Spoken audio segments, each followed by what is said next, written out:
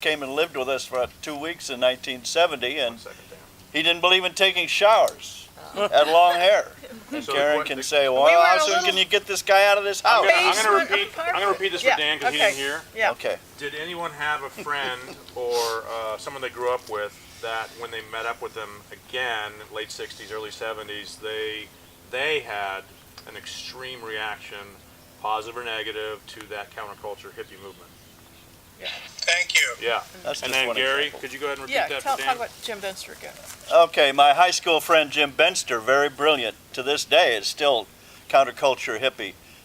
And he came to our house in 1970, stayed for a week, then 2 weeks, couldn't find really places to live, didn't believe in showering, had all kinds of kooky theories. And Karen couldn't wait for him to get out, and I didn't have the gumption to kick him out. But he was a typical hippie individual at that time. He didn't believe he couldn't understand why I went away to Ambassador College, but here I was kind of squared away and taking care of life, and he was falling apart. And Mom, He was just one of those clueless people who was totally unaware of anything except what was going on inside his head, so to speak. You know, we're talking about listening to people, being aware of people. He was just one of those unfortunate people who.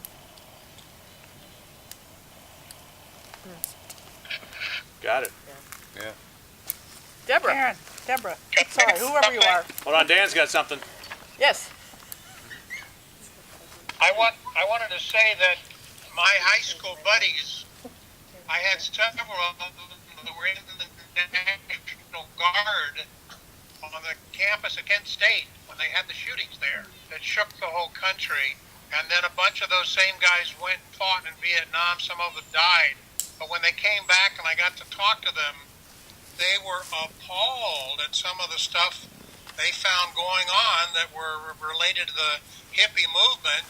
And then some of them totally became hippies. Yeah. Mm-hmm. So it could go either way. Yep. Thank you, Dan. All right, Deborah. Sir.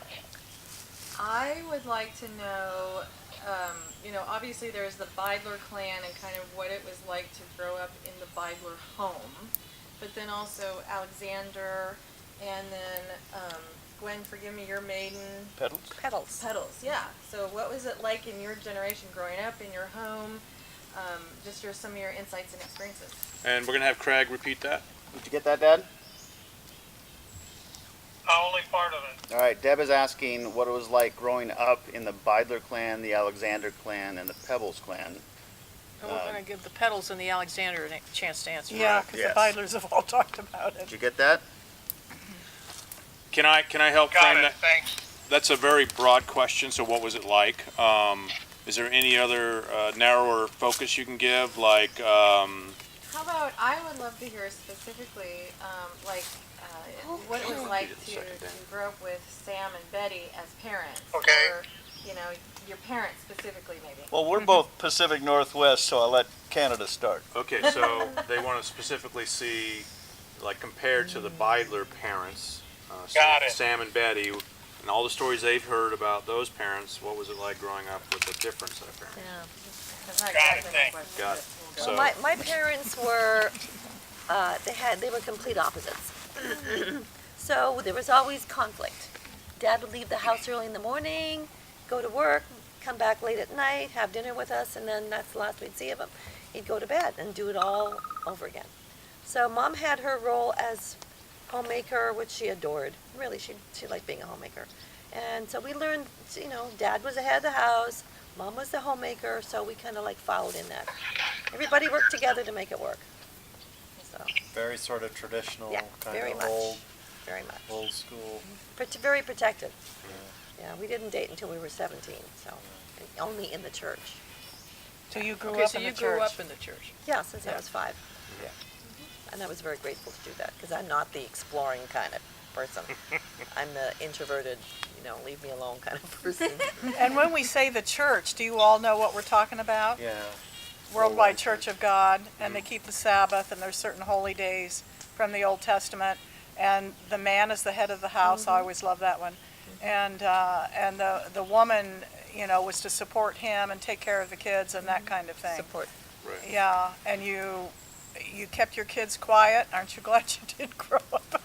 I remember Sabbath services when you all were little, and trying to keep little kids entertained while you're supposed to, everybody have a certain decorum or, presentation, was tough for the moms. Yeah. Worldwide Church of God.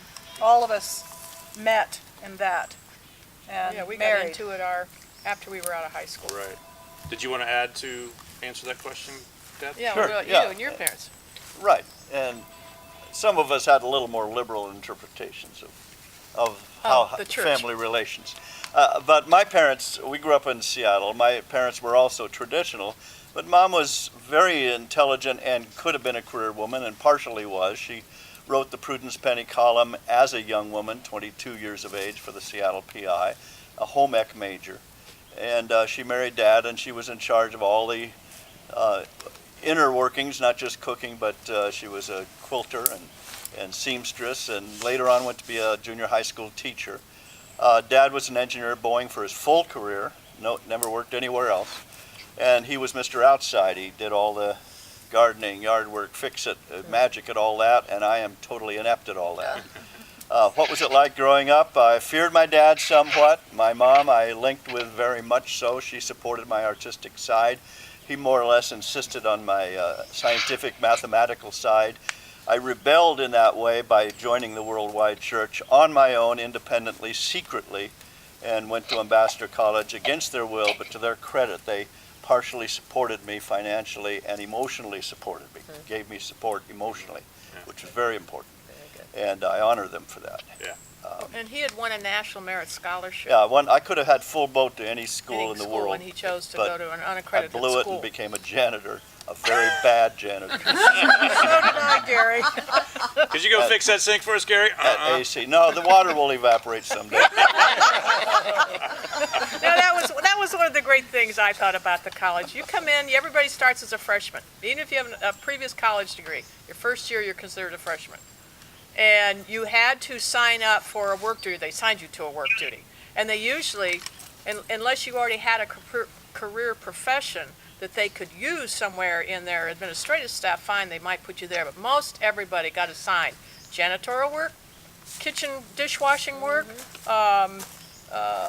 dorm cleaning, whatever. I mean, that first year, You had to. everybody Whether you had money or not. had to do scut work. Yeah. Yeah, that was just a learning tool. And I was assigned to the window cleaning crew in Big Sandy, East Texas, Ambassador College. And I had, when I was in East Africa, when I was 21, I was quite tired. So Dad took me to the doctor, and they put me on amphetamines. And I did not know what they were. And so I didn't know what it was. But I continued my prescription when I came back to the United States. And when I went to Ambassador College in Big Sandy, I went off of it totally, and they had me out in 90-degree temperatures washing windows outside, and I about died. They had a big joke about, okay, it's break time, Mary's going to hit the nearest bunk. Yeah. And, that was my first experience. And I had 3 years of college and was on to big things, and that all kind of went, All right, so we talked about the Worldwide Church of God a bit, and that might come up again, but does anybody else have a question that has come up for them?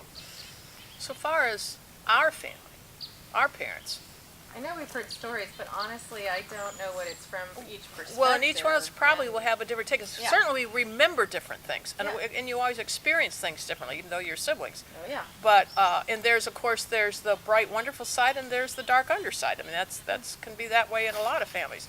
But the bright, wonderful side was that our parents worked as a team.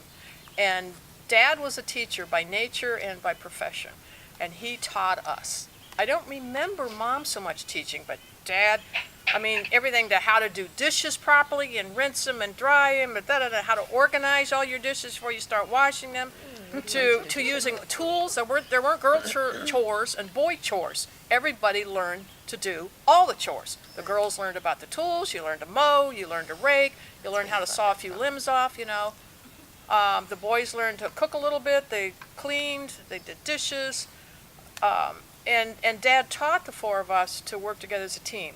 And on Saturday mornings, it was chore time until all the chores were done inside and out. Nobody That's did where anything Mom else. got The it. whole family worked on chores. And I thought every family did it that way. So just be aware that just because your family does things a certain way, when you grow up and get married, it doesn't mean your mate's going to have any clue about what you expect. Speaking from experience, huh? If you think, your mate's going to be like your family of origin, no. And we do expect that. You have to talk about it more. I think our generation didn't talk about that kind of stuff so much. And Mom was fun, Adventurous. hardworking. I mean, she had 4 children in 5.5 years. So And traveled the world with all of us, going And- into airports and managing all of that. 3 in diapers at one time. yeah, I mean, she was just like, I never heard my mom Cloth complain diapers. about anything. She never got angry? She was just. That came from my dad, Deborah. The anger. No, Dad was not patient. No, Dad was not patient like Mom. Remember, one time, Dad was out somewhere, and Mary and I were in bed, and in the summertime in northeastern Ohio, it stays late till 10 o'clock. I mean, the light till 10 o'clock. And of course, we're supposed to be in bed by 8 or 9 probably. Anyway, she'd put us to bed, and Mary and I were goofing around, and the distance between our 2 twin beds in our room was about that big.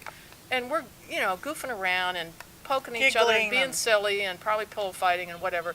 And I think she told us 2 or 3 times to be quiet and go to sleep. And finally, she said, if you don't be quiet and go to sleep now, I'm going to come in there and spank you. Mother never spanked us. Mom never Never. spanked us. Never spanked us. And that's the only time I ever remember her threatening us. And we just looked at each other and started giggling more. And so she came in the room, and she had taken this little rectangular tray. It's a button box, a wooden button box, and she'd emptied all the buttons out of it. She came into the room. She says, "Okay, turn over."